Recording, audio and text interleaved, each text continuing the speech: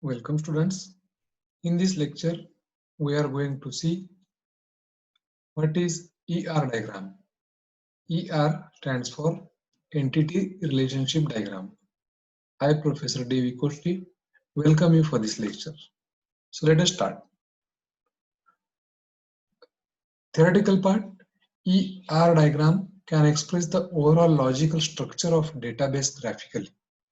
So whatever database, that means table is there, what are the different columns in that table, and how one table is relationally dependent on another table, that everything is shown in the ER diagram. That means we have already seen one-to-one, one-to-many, many-to-one and many-to-many relationships.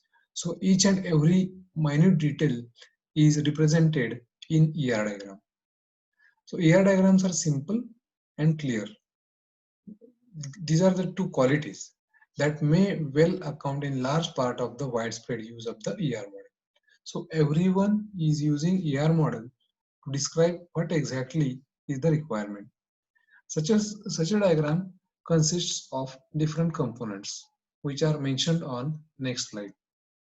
The components are like rectangle, ellipses, diamonds, lines, double ellipses, dash ellipses, double lines, and double rectangles. So let us see one by one.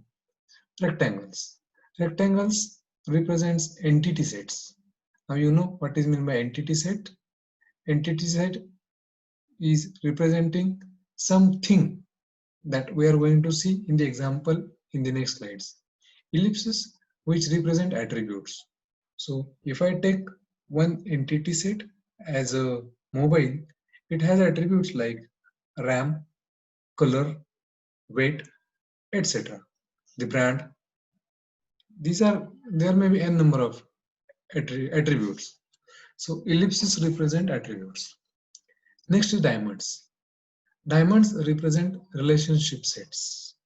So whenever we will represent any relationship set, that must be included in diamonds. Next is lines. Lines link attributes to entity sets and entity sets to relationship sets. So lines plays very important role. Entity sets are attached with attributes using lines only, and entity sets are attached to the relationship sets using lines only. Next is double ellipses, which represent multi-valued attribute. So already we have seen what is meant by multi-valued attributes in the types of attributes. Multi-valued attribute is an attribute which can have more than one value. Is called as multi-valued. Next is dashed ellipses, which denote derived attribute. Here also we know what is meant by derived attribute. We have taken example also. Depending on date of birth, we can find the age of a person. So age, if we are representing over there, that is called as derived attribute. Next is double lines. Double lines indicate total participation of an entity in a relationship set. So we have seen participation constraint. So either it is a partial or it is a total. So total participation is given by the double lines. Next is double rectangles. Double rectangles represent weak entity sets. Now weak entity set, yet I have not taught, that we will see what exactly weak entity set is in the next lectures. Till that we will see all other points from rectangle to double lines. So let us start with the diagrams. This is the first diagram which is representing two entity sets. First entity set is customer, second entity set is loan.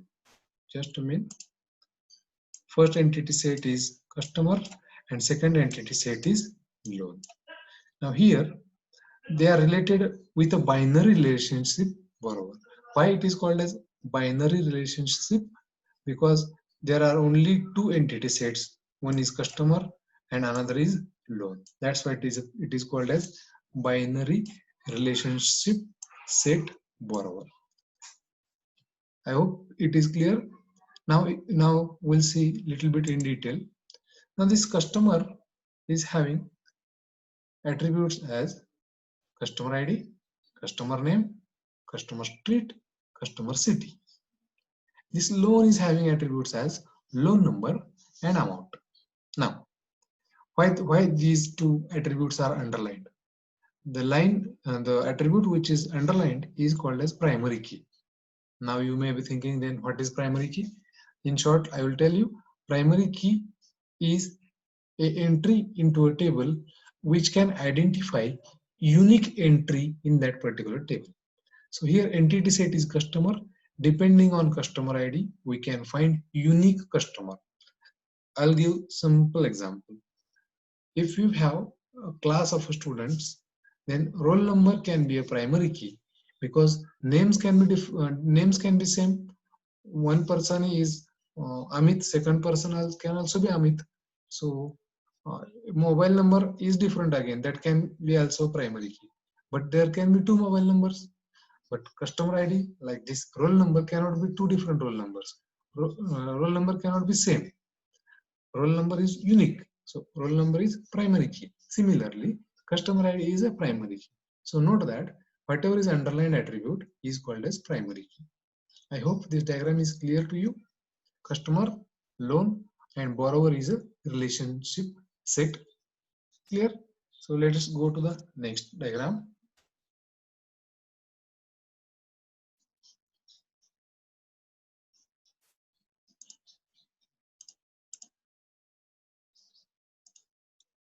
Okay. So this ER diagram is here to show you attribute attached to the relationship set. Now, this ER diagram is customer, entity set is customer, same in attributes are given. Another entity set is account number and balance. Now this particular depositor is a relationship set. Now this depositor relationship set is having an attribute which is given like this. You can see here access date. Now customer is going to access the account, and that access date is saved by the attribute of depositor relationship set. I hope it is clear. It is not compulsory for every ER diagram, but we are adding some things in the ER diagram. Next, ER diagram with role indicators. What is meant by role indicator? What is the role of employee?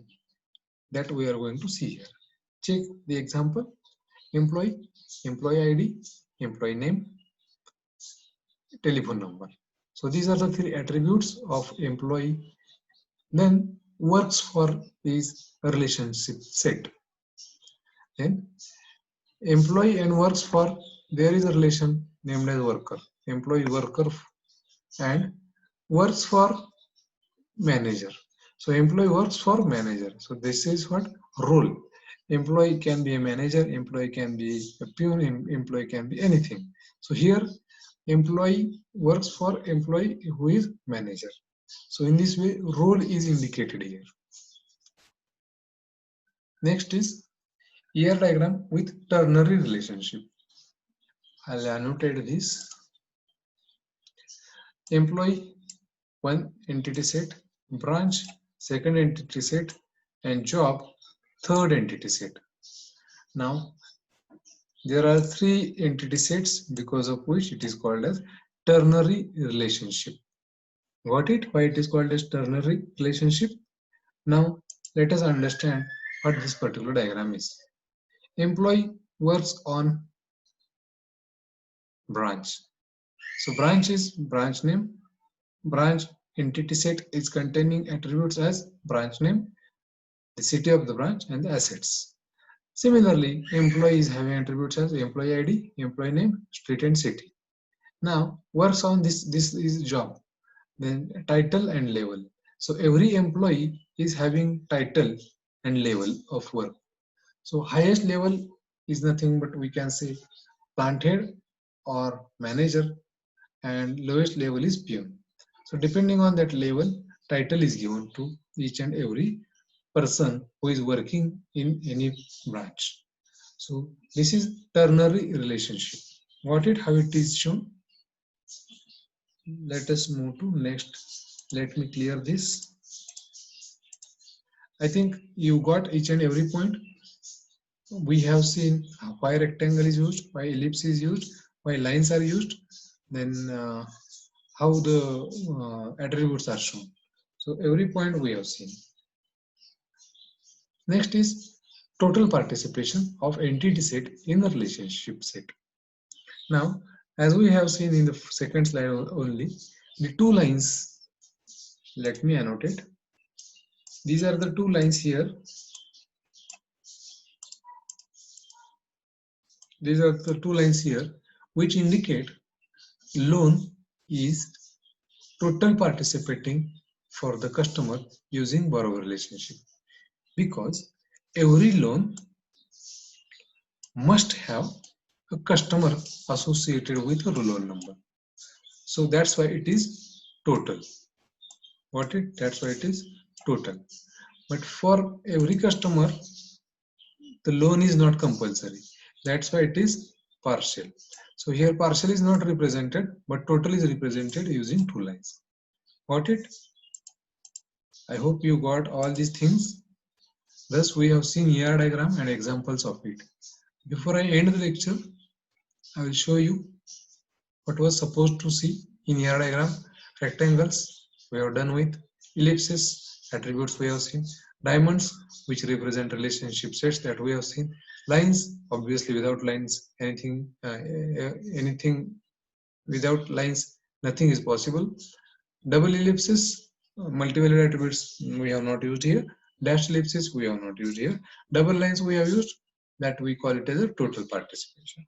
Double rectangles which we have not used, which we will use in a lecture named as weak entity sets. We will have separate lecture on weak entity sets, that we will see double rectangles. I hope every diagram is clear. You can see the video again. Repeat the same if you are having some doubts. Slide credit goes to these three authors, Database System Concepts, 4th edition. Happy learning.